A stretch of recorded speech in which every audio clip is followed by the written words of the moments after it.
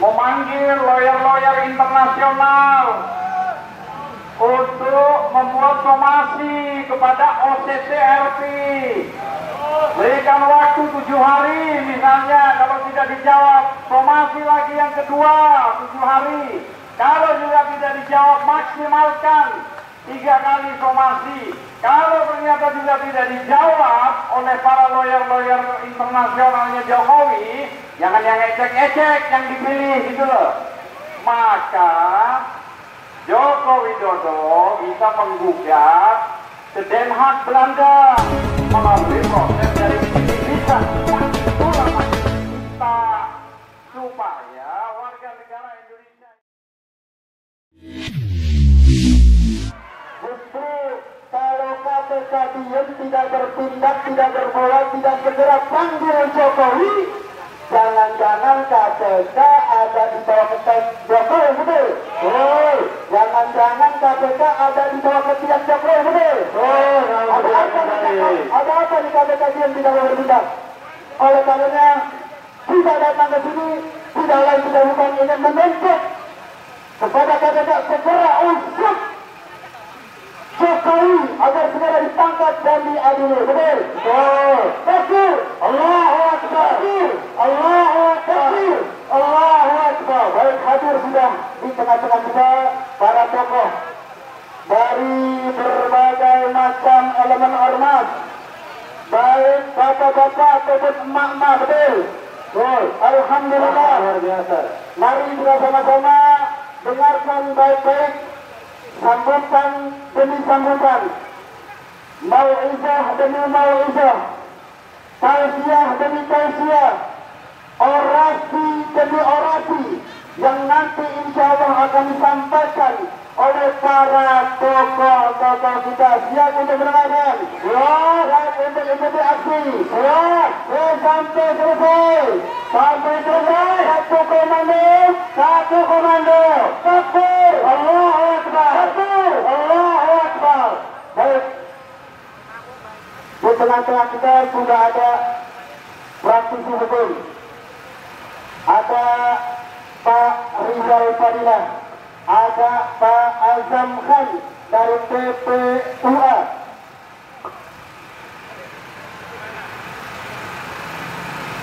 Ini siapa yang mau duluan? Baik, kita minta kepada Pak Azam Khan dari PPUA untuk menyampaikan orasinya. Mari sama-sama kita dengarkan, kita simak orasi yang akan disampaikan oleh Bapak Azam Khan. Kepada beliau dipersilakan. Sallallahu ala Nabi. Sallallahu alaihi. Takbir.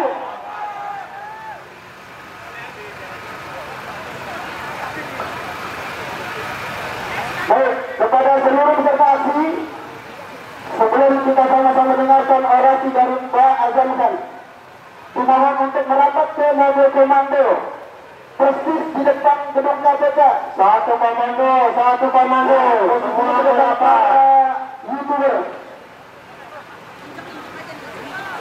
Semua merapat demi kerajaan komando. Semoga diberkahi Allah Subhanahu wa taala. Amin.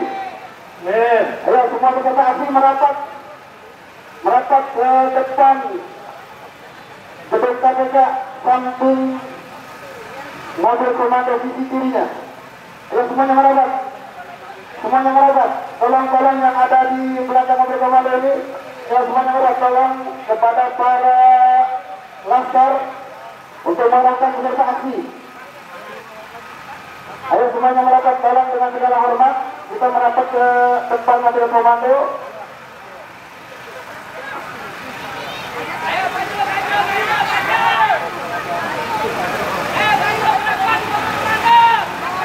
Sama-sama kita dengarkan orasi dari Pak Azam Khan.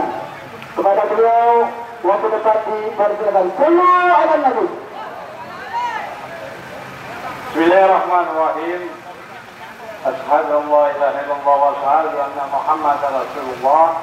Assalamualaikum warahmatullahi wabarakatuh. Alhamdulillah, kita bersama rekan-rekan FPI dan para ulama serta para aktivis, para profesi juga yang hadir di sini hanya satu tujuannya.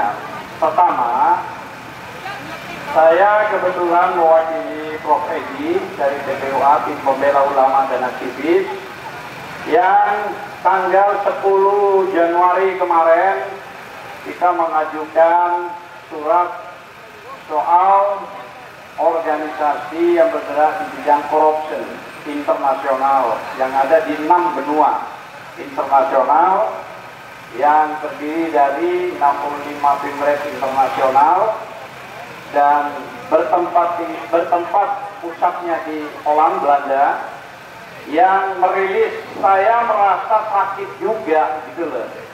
Kenapa saya katakan merasa sakit? Masa sih presiden kita dituduh melakukan korupsi terbesar, ranking 2 katanya, kira-kira begitu.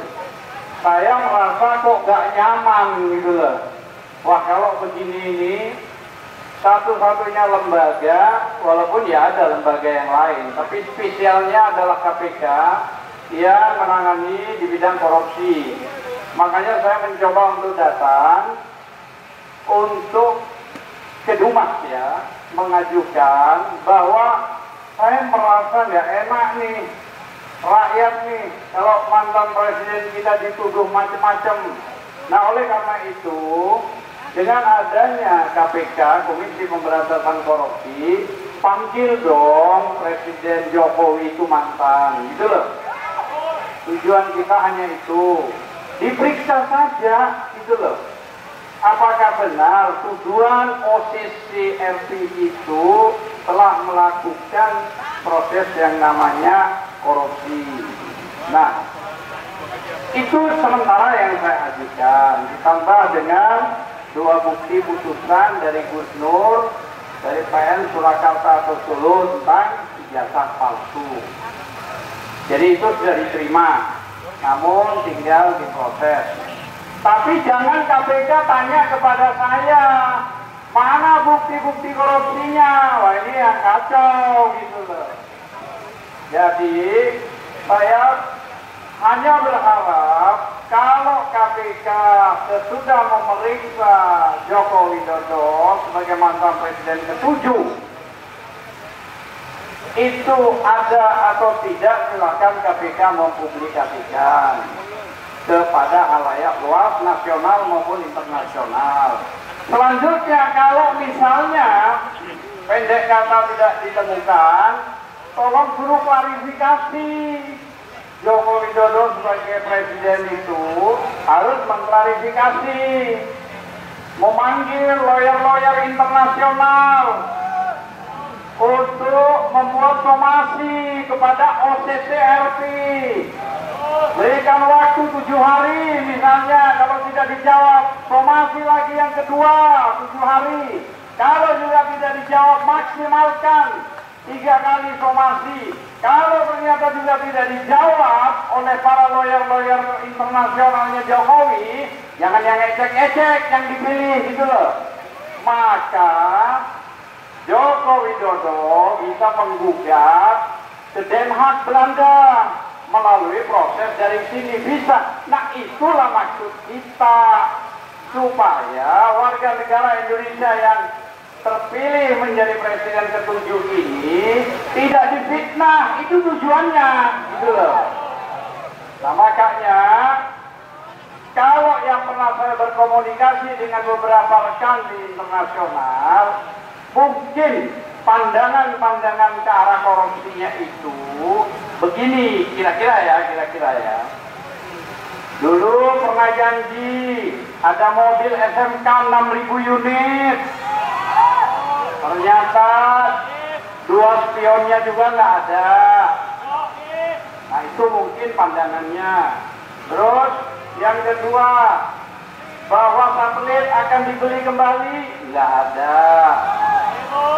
Jangan khawatir, ada 11.000 triliun di luar negeri belum di kantong saya. Itu juga nggak jelas, gitu ya. Jangan perlu kita hutang ke luar negeri. Nyatanya sudah puluhan ribu triliun yang dibebankan kepada rakyat. Itu kira-kira pandangan-pandangan saya. Termasuk juga terakhir adalah IKN. IKN itu katanya ada 1.200 investor yang hadir. Ternyata satupun juga gak jelas. Dan sampai sekarang ilalang. Sampai sekarang juga bunga-bunga, daun-daun sudah mulai menutupi gedung tersebut. Hampir 90 triliun digunakan. Terus bagaimana pertanggungjawabannya? Nah, salah satu itu terakhir soal masalah Wapres yang melanggar undang-undang. PKPU-nya jelas umur 40, tapi sampai sekarang dia jadi Wapres. Mungkin pandangan-pandangan dan masih banyak. Saya kira itu yang kira-kira pandangannya bisa dikategorikan oleh pihak dari OCCRP bahwa itu masuk dalam ranah kebijakan wewenang politik yang dikorup, kira-kira itu, gitu ya. Makanya sekali lagi untuk mengkelirkan KPK wajib memanggil Joko Widodo, gitu loh, untuk diperiksa kebenarannya. Mungkin itu yang bisa saya sampaikan. Terima kasih. Keberkahan Allah turunkan ini hujan. Ini berkah, bukan tidak berkah. Maka dari itu terima kasih. Wassalamualaikum warahmatullahi wabarakatuh.